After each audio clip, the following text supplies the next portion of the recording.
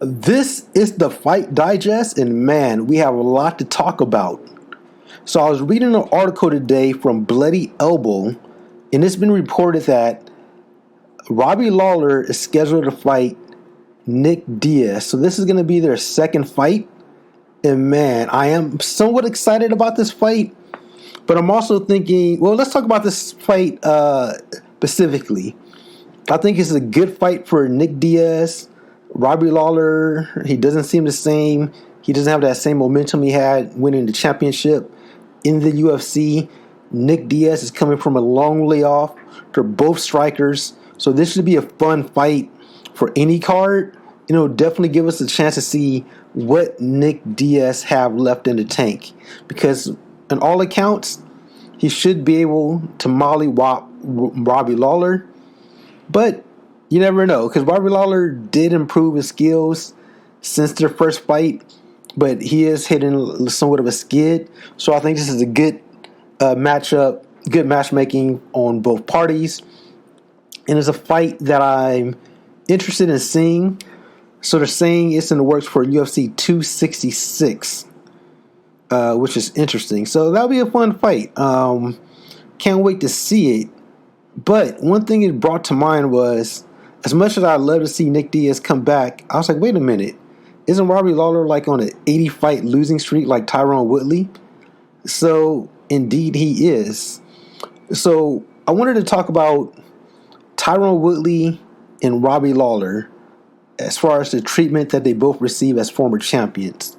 Now, when Robbie Lawler lost his title to Tyron Woodley at UFC 201, they gave him a bounce back fight against Donald Cerrone. And let's be real, in all honesty, that's somewhat of a light touch to kind of get you back in the groove of thing. As much as fans love Donald Cerrone, he's not the best fighter in the world. He's good. He's always going to be that he's like, in wrestling terms, that jobber. I know people, oh my God, you called him a jobber. Yes, Donald Cerrone is a jobber. He's just good enough to make the good guys look better. And he's never going to beat the top talent. And he's never going to win a belt. Unfortunately for Donald Cerrone. It doesn't matter how much we care about him, how much we love him. He's there to get beat on. And make other people look good like Conor McGregor.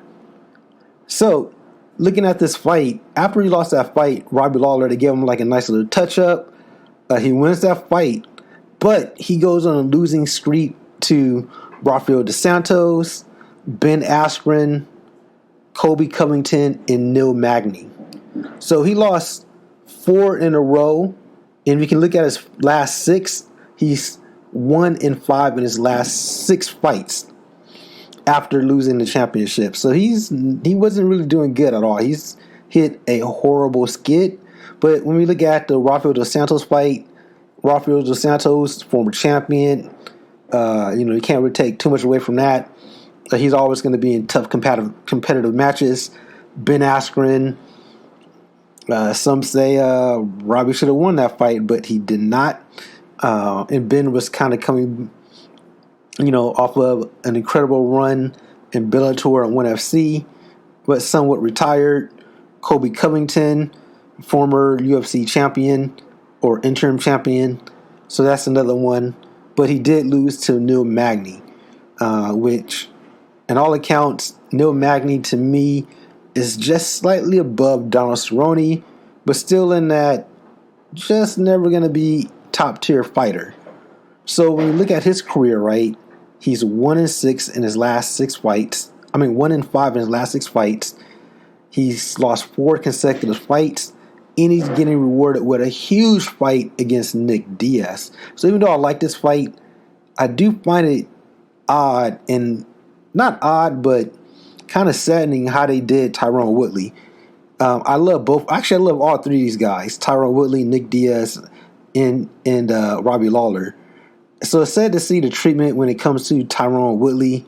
After the fight with Robbie Lawler, he went on to have a draw against Stephen Thompson. They gave Stephen Thompson a rematch, and he wasn't even the champion. So his title defense was against Stephen Thompson twice, Darren Till, which he looked spectacular, which he's still doing good. And then he lost the belt to Kamaru Usman.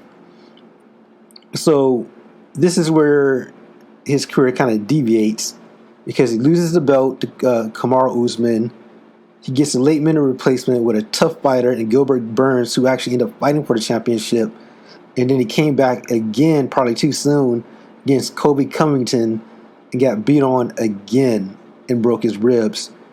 And then he came back against Vicante, another tough fighter, earlier this year, and the UFC dropped him after that. So he's on a 4-fight losing streak, just like Robbie Lawler. Well, correction, I don't think they dropped Tyron Woodley. I believe they just didn't renew his contract. Either way, he's not in the UFC anymore. And I think that's really sad. I think there's still fun fights I wanted to see Tyron Woodley in. And I think he still has some name value, which is one of the reasons why he got the Jake Paul fight. But after the Jake Paul fight, I like to see him go back to his roots in MMA, because that Vicante fight, he showed he still has some stuff in the tank. He won Fight of the Night. It was a good fight.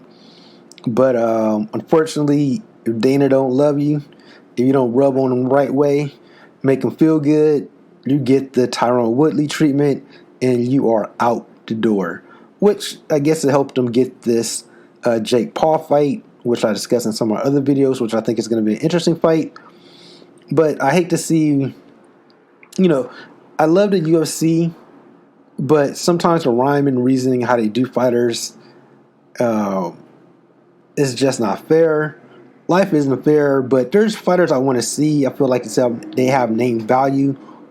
And I think Tyron Woodley still have that name value where you want to see him in the UFC. I would love to see Tyron Woodley against a Nick Diaz or a Nate Diaz. Those are still fun fights. There's a lot of fights that you can put him in there. That's going to be a good show. Even Conor McGregor, they had a little beef back in the day. So there's still fights I want to see for Tyron Woodley. And it feels like the UFC is all about who they like. Because even if you look at Donald Cerrone, right? We were talking about Donald Cerrone earlier. He's actually on a 1, 2, 3, 4, 5. Well, 1, 2, 3. A 5-fight losing streak with 1 no contest. So he's still in the UFC, still fighting.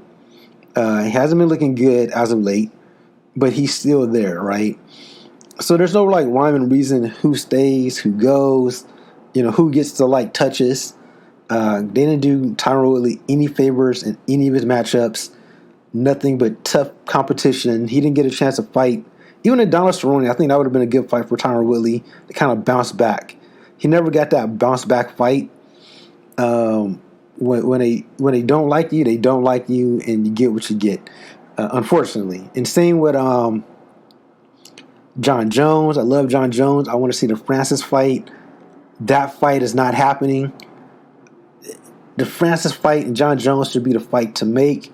But when it comes to the UFC business model, I'll probably do a separate video about that, because the business model is they don't need the big fights to survive, because they're going to make money regardless. They don't need to kind of share that revenue. So we might not ever get that fight unless John Jones is willing to bend, which will be kind of tough. And at the end of the day, if John Jones want to fight again, he's probably going to have to kind of bend to a certain degree, because the UFC holds all the chips, and they have nothing but time, and the fighter does not. Every day, every month, every year, fighters only get older. And once they're out of your prime, they're out of your prime. So we'll see what happens with that, which even goes back to the Francis-Derek Lewis fight. It wasn't a fight I wanted to see, but I was interested in it. If they can't get the John Jones fight, now we got Derek Lewis versus whatever's the Gene Segal, whatever his name is, who just won recently. That's a fight that no one asked for. I love Lewis. It'll only be good if Derek Lewis wins. Because if Derek Lewis loses, I'm going to be heated, because Derek Lewis has a wins against Francis. That'll make it a huge fight if Derek Lewis can win the interim belt. But if he loses, I definitely don't want to see Francis versus the other guy. I can't even think of Sagan or Gene Sagan. I can't even think of the guy's name. I have zero interest in that fight at all. Um, and yeah, there's certain fights that just feel like have name value that are fun fights. And the UFC, I like to see how the UFC is going to do over time when it comes to some of these matchups, because a lot of the stars and people with name value are either getting dropped, put on a shelf, but every so often they'll dust you off like a Nick Diaz when they need you for special occasions to kind of get the ball rolling. So we'll see what happens with that. Let me know your thoughts. Are you excited to see Nick Diaz versus Robbie Lawler 2? Who do you think is going to win this fight? Do you think the UFC treatment to Tyron Woodley is kind of wrong compared to how they did Donald Cerrone and Robbie Lawler, both with four or more losing streak, but still in the UFC? And let me know your thoughts and opinions below. And until next time, everybody, hit that subscribe button. It helps out the channel. Smash the like button. We're out.